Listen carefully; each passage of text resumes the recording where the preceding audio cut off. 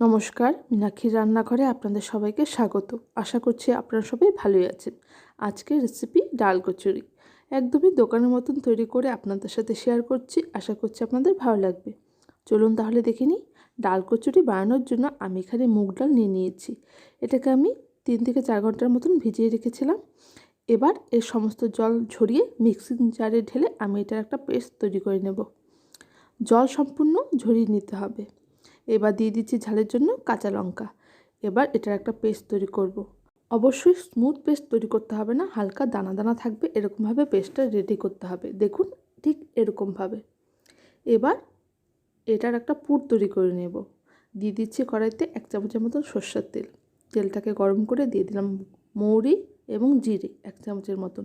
হালকা ভেজে নিব এবং হিটটাকে লো করে তেলটাকে একটু ঠান্ডা করে নেব। তেলটা ঠান্ডা করে নেওয়ার পর এতে দিয়ে দিচ্ছি গুঁড়ো মশলা। অল্প পরিমাণে ধনিয়ার গুঁড়ো, অল্প জিরে গুঁড়ো, অল্প হলুদ গুঁড়ো এবং অল্প পরিমাণে লঙ্কার গুঁড়ো। সমস্ত কিছুকে তেলের সাথে মিশিয়ে নেব এবং দিয়ে দিব এবার অল্প পরিমাণে চাট মশলা। হিটটাকে একদমই লো রাখতে হবে, নাহলে মশলাটা পুড়ে যাবে। এইবার এতে আমি অ্যাড করে দিচ্ছি বেসন। আমি 2 চামচের মতন বেসন এতে অ্যাড করেছি। বেসনটা দিয়ে 1 থেকে 2 মিনিটের মতন ভালো করে ভেজে নিতে হবে, যতক্ষণ না বেসনের কাঁচা গন্ধটা চলে যাচ্ছে।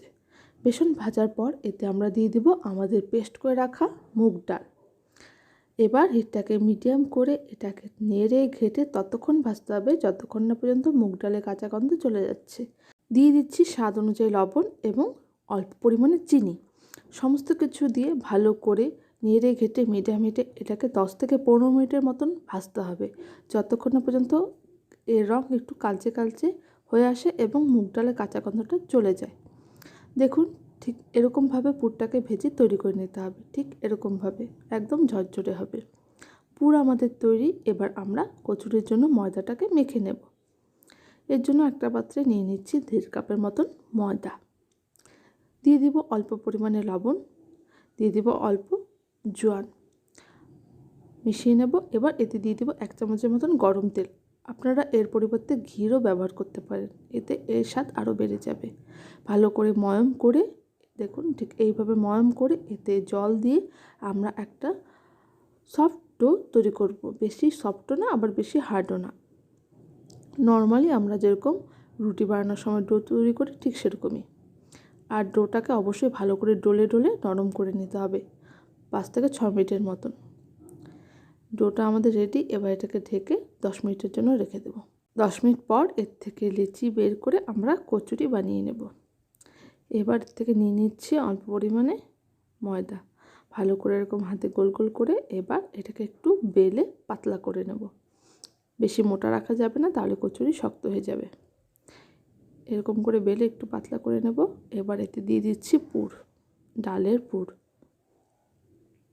ভালো করে মুখটাকে বন্ধ করে নেব, এরকম করে চেপে চেপে এইভাবে। এবার হাতের সাহায্যে একটু গোল করে একটু চ্যাপটা করে নেব এরকম করে। আপনারা একটু বেলেও নিতে পারেন। আমাদের একটা কচুরি রেডি। এবার অপর আরেকটা তৈরি করে দেখাচ্ছি। ঠিক একইভাবে আমরা অপর আরেকটা তৈরি করে নেব।